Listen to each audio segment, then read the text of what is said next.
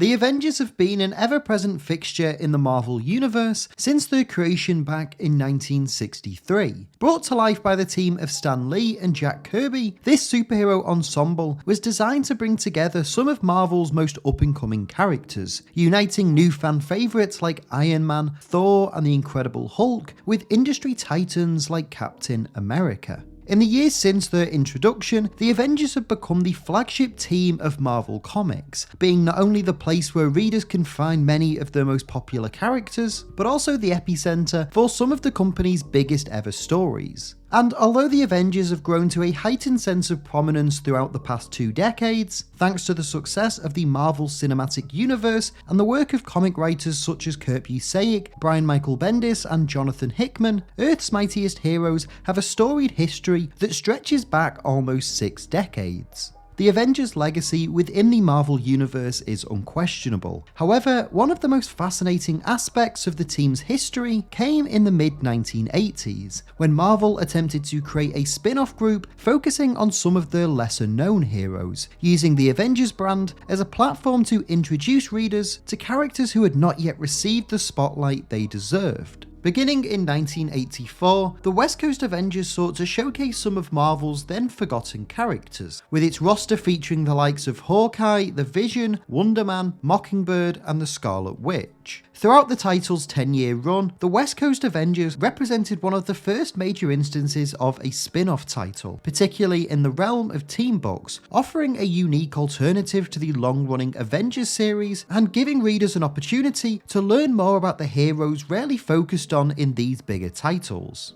This is a series that I've always had a deep fascination with, and in this video I want to explain the origin of how the West Coast Avengers came to be, discuss some of their biggest stories and the behind the scenes factors behind them, and examine the rise and fall of this unlikely superhero team, and to what extent can the legacy of the West Coast Avengers still be felt within the Marvel Universe today.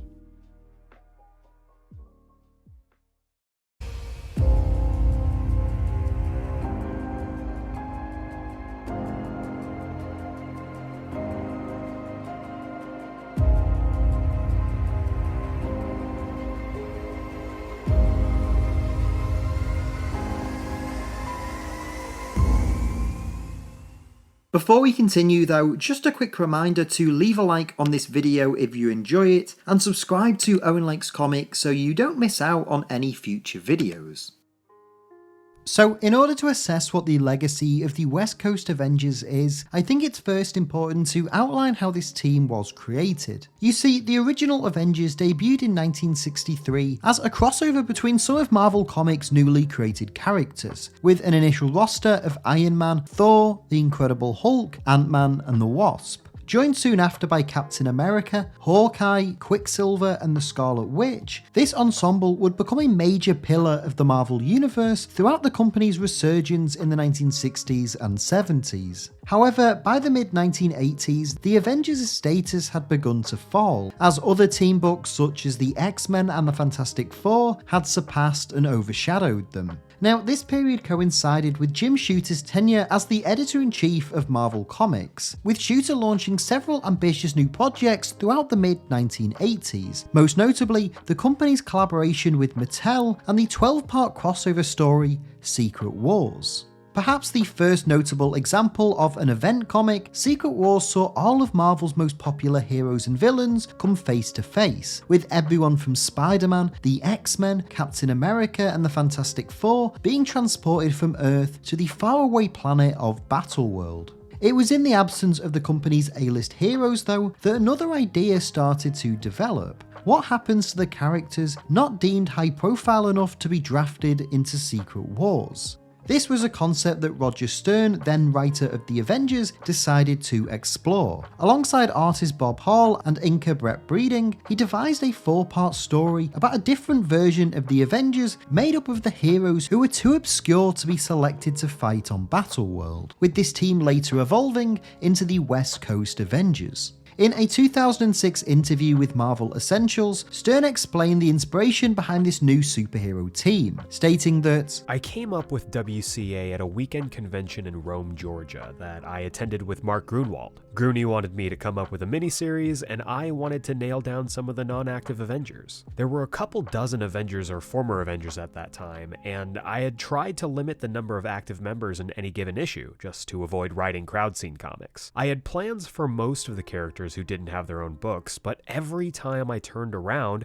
another writer was glomming onto one or more of them for a miniseries, often for someone other than the Avengers editor. The West Coast Avengers was my solution to that. The original plan was to establish a second branch of the team in California, and once the miniseries was over, I'd have the members of both branches to draw on for stories. I could assemble teams of select Avengers for whatever wild challenge I could concoct. With the approval of Jim Shooter, Stern began to sow the seeds for this new ensemble in the main Avengers comic. While its core members were off-world for Secret Wars, the Vision, now the Avengers chairman, decides to expand their base of operations from just New York to California, believing that a second team with its own headquarters would enable the Avengers to be more effective at answering threats. This would lead directly into the 4-issue West Coast Avengers series, which ran from October to December of 1984. In it, it's revealed that Hawkeye has been declared the leader of this new ensemble, and soon after, he assembles a team that includes his wife Mockingbird, Wonder Man, Tigra, and James Rhodes, who had taken over the mantle of Iron Man. This new group are immediately thrust into action to fight the villainous Graviton, who seeks to unite LA's criminal underworld and take control while the main Avengers are missing.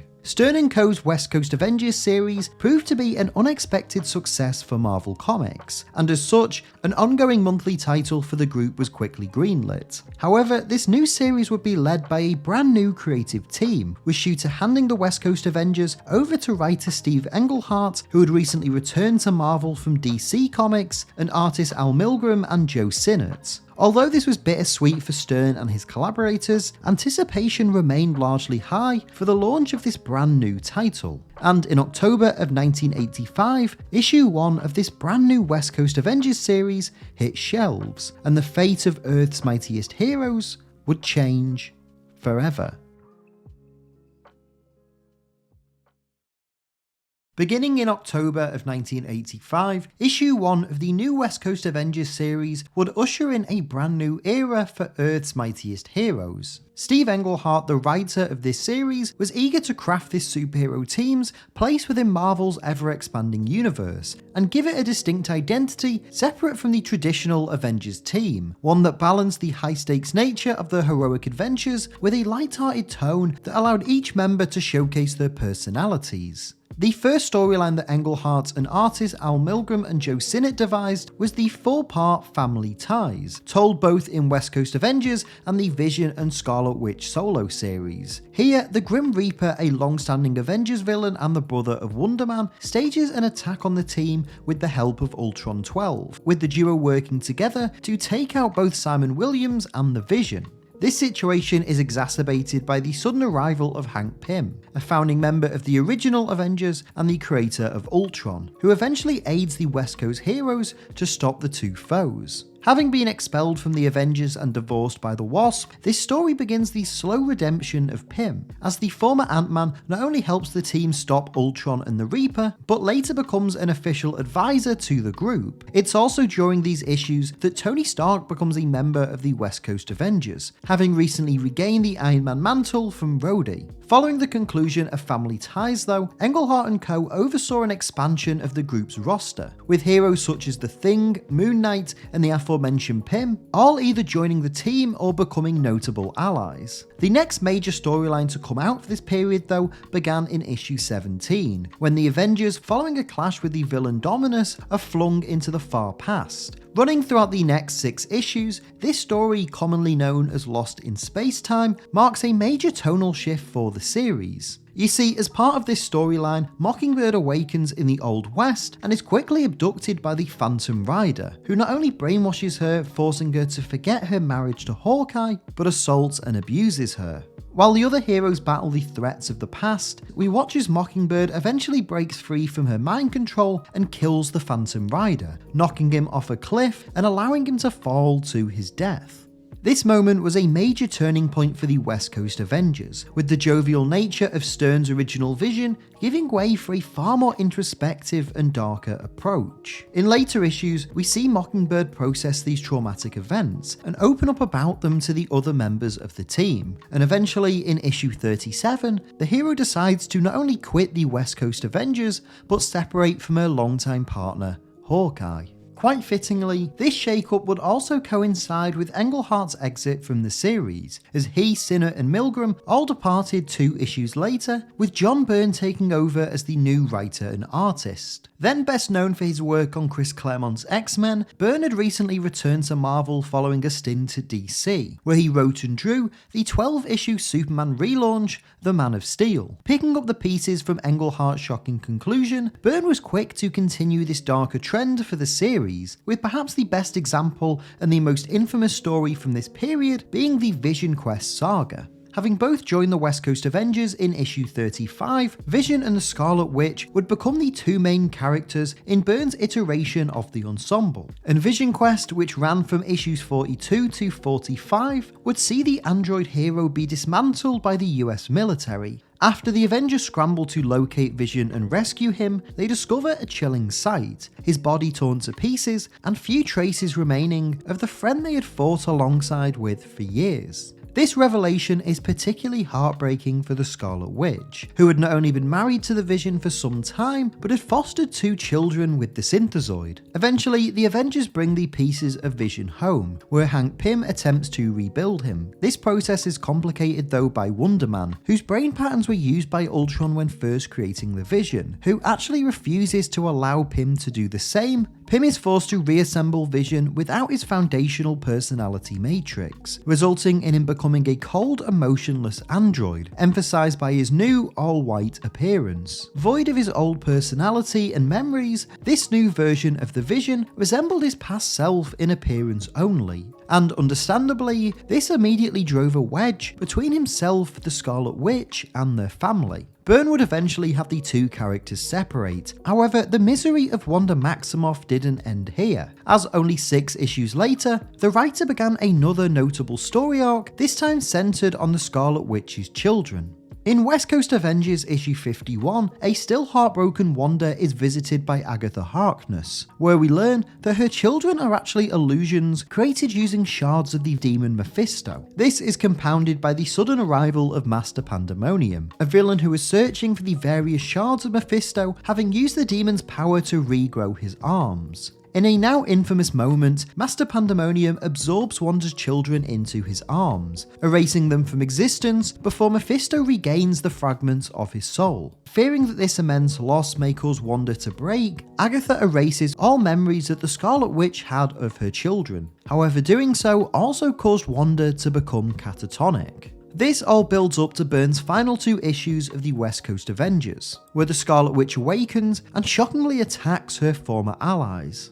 Emerging more powerful than ever before, Wanda defeats the West Coast Avengers and realigns herself with Magneto and the Brotherhood of Mutants. Concluding in issue 57, released in April of 1990, Byrne's saga would shake the superhero team to its foundations. As the writer departed the series, its lineup had drastically changed from what it was when he took over the book, with its team now consisting of Iron Man, Hank Pym, the Wasp, Wonder Man, US Agent, and the original Human Torch. The Vision, a character who is instrumental in the team's creation, was now an entirely different person with no connection to his past. Hawkeye and Mockingbird, the 2 original leaders, had long since departed, and the Scarlet Witch had returned to her villainous ways, and ripped a hole in the group's heart in the process. The ending of issue 57 seemed a bleak finale to Byrne's short but impactful run on the West Coast Avengers, and while some boldly looked to the future, believing their heroes would rebuild and save the day once again,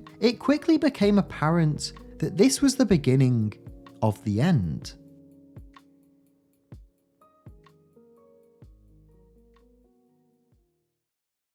By the turn of the 1990s, the West Coast Avengers found themselves at a crossroads. The team, who had experienced a turbulent few years under the penmanship of John Byrne, entered a new era in May of 1990, when the writer suddenly exited the series following the Scarlet Witch's shocking betrayal. After a brief run of issues written by Fabian Nicieza and Danny Fingeroth, the series was taken over by Roy Thomas, a longtime Marvel writer and the original successor to Stan Lee as editor-in-chief. Alongside his wife and frequent co-collaborator Dan Thomas and artists Paul Ryan and David Ross, the writer sought to bring stability to the world of this superhero ensemble, picking up the pieces following Byrne's colossal shake-up and status quo changes. In addition to the death of Vision and the Scarlet Witch's breakdown, Burns' tenure also saw the book's name be changed to Avengers West Coast, a result of Marvel believing that its declining sales were due to the Avengers name not being featured prominently enough. Despite the change, the anxiety towards the book's future continued into Thomas's run, as Marvel believed that such a tenured writer would be able to stabilize and regain interest in the series.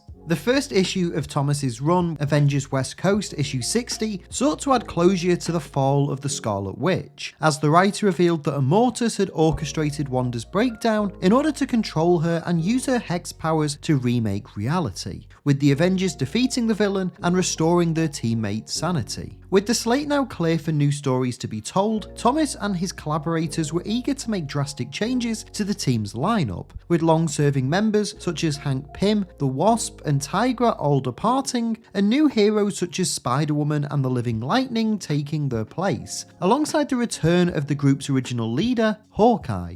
Alongside these changes to the group's lineup, Roy and Dan Thomas would also attempt to integrate the West Coast Avengers more into the stories of the mainline Avengers series, with the two groups aligning during the crossover Operation Galactic Storm.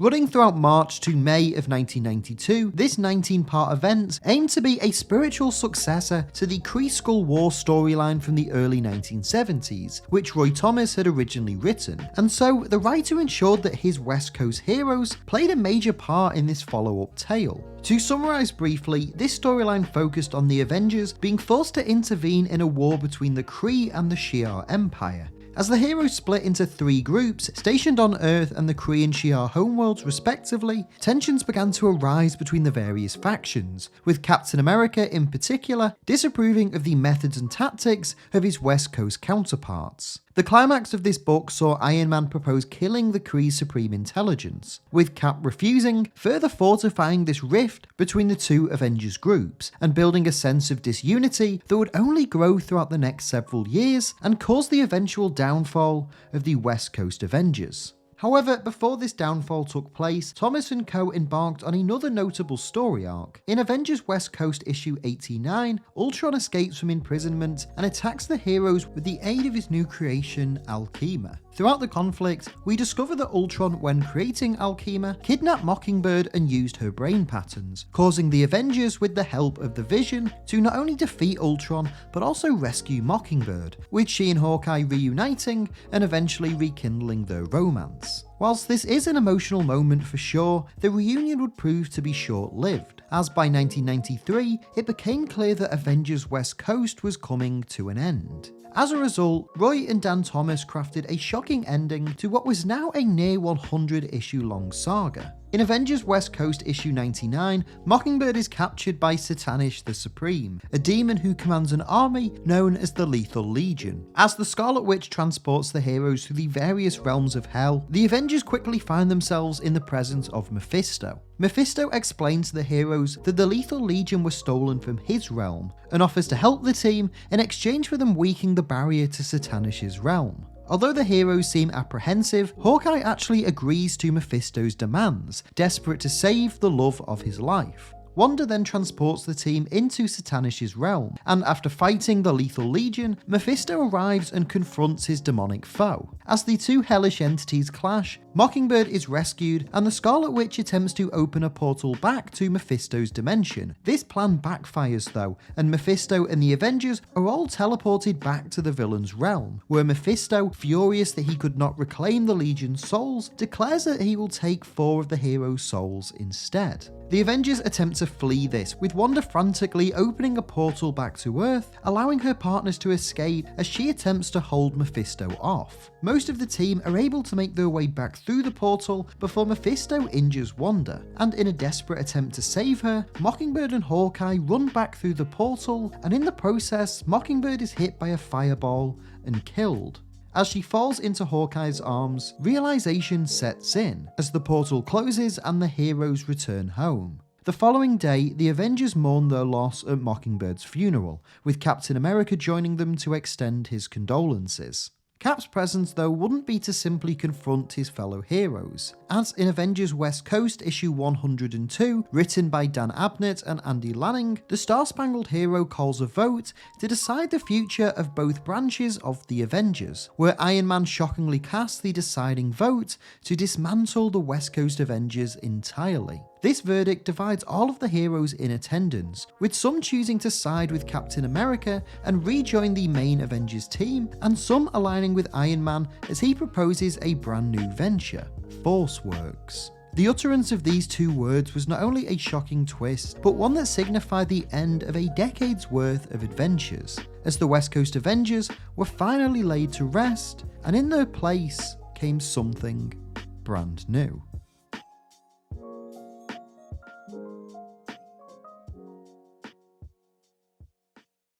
Following the release of issue 102 in January of 1994, the West Coast Avengers were finally laid to rest. A decade after the team's inception, this unique experiment had seemingly reached its limit, and in an ever-changing superhero landscape, began to grow out of favour with long-term readers. As a result, the final issue sought to bring closure and finality to the team's long-running story, and hinted a brand new venture that would fill its place, Force Works. This new series, written by Dan Abnett and Andy Lanning, introduced a new team of former Avengers who quit alongside Iron Man, including Wonder Man, US Agent, Spider-Woman and the Scarlet Witch. As a concept, Force Works was a modernised spiritual successor to the West Coast Avengers, just with a mindset more fitting for the mid-1990s, but it also served to be an ideological break from any previous Avengers team, with this ensemble being more focused on preempting attacks than simply responding to them. Debuting in July 1994, Force Works would run for just under 2 years before being disbanded following the events of Heroes Reborn, where the core Avengers characters were all transported to a pocket universe and effectively rebooted.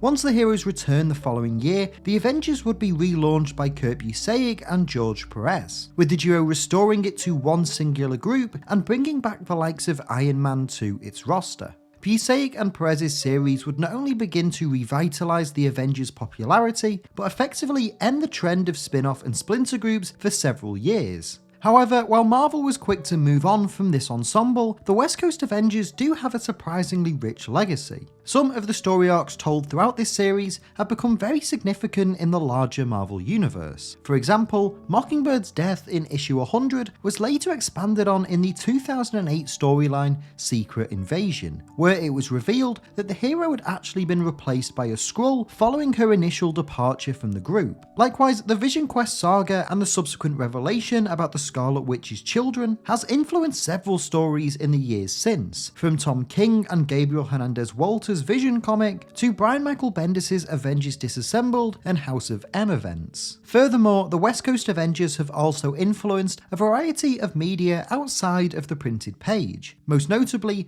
the 1999 animated series Avengers United They Stand and recent Disney Plus shows like WandaVision. But with all of this in mind, I think it's in the pages of Marvel Comics where the legacy of the West Coast Avengers is best felt. Alongside a brief revival in 2018, the group have been immortalised by their iconic headquarters, which in the past decade has been transformed into the Avengers Academy, a home for young and up-and-coming heroes to both train and develop their new personas. In a way, this is an incredibly fitting tribute to the West Coast Avengers, whose entire premise was built around giving often overlooked heroes the opportunity to step out of the shadows of their more popular counterparts. Many of the characters featured throughout the original series, such as Hawkeye, the Vision, Scarlet Witch, and US Agent, are all now major parts of not only Marvel's comic book universe, but also their blockbuster cinematic endeavours as well. And although the series was not without its faults, as the comic can be criticised for its inconsistent roster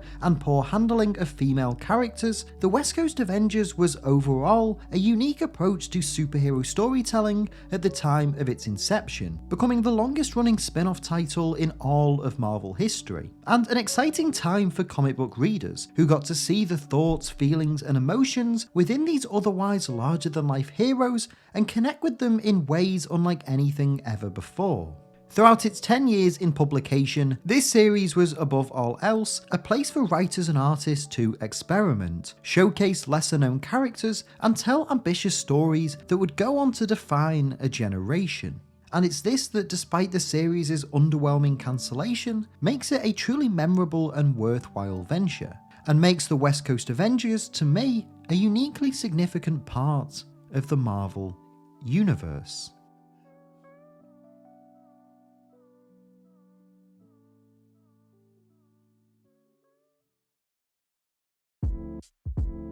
Hey everyone, thank you so much for watching today's video. I hope you enjoyed it. If you did, please make sure to leave a like on this video and leave a comment down below as well. Let me know your thoughts on everything we talked about in today's video. I can't wait to hear your thoughts as always.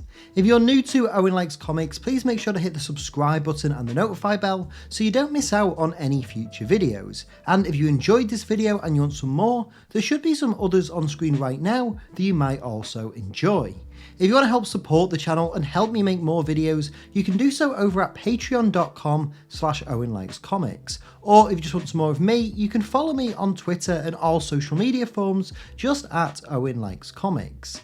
But that's all for this video though. Again, thank you all so much for watching. I hope you enjoyed it, and hopefully I'll see you next time. But until then, take care and keep reading.